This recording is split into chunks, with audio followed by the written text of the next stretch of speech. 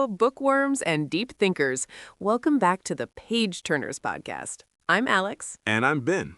Today, we're tackling the big ideas from the section we just read. The world takes notice. We've got two deeper discussion questions to help you get your brain moving before you head into class. Remember, we aren't here to give you the right answers. We're here to help you brainstorm and look at these situations from different angles. Let's start with our first topic, the ripple effect. So the question is, Ivan felt like his plan wasn't working because Ruby was still performing. However, his art eventually brought reporters and protesters. Do you think we always see the results of our hard work right away? Why or why not? This is such a relatable feeling.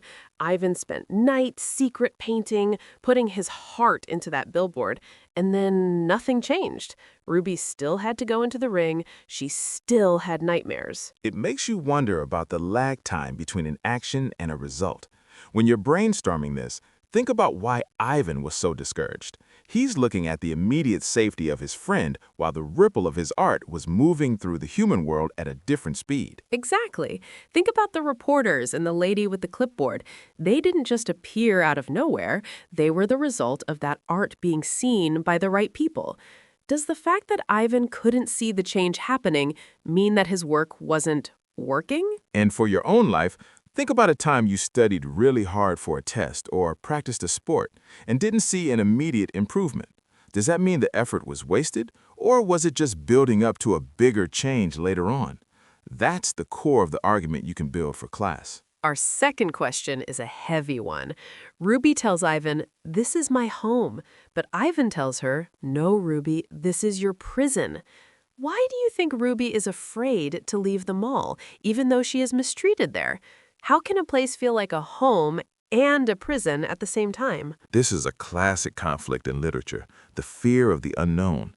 To Ruby, the mall is terrible, but it's familiar. She has Ivan, she has Bob, and she has Julia. Right. When you're thinking about your argument, consider the definition of home.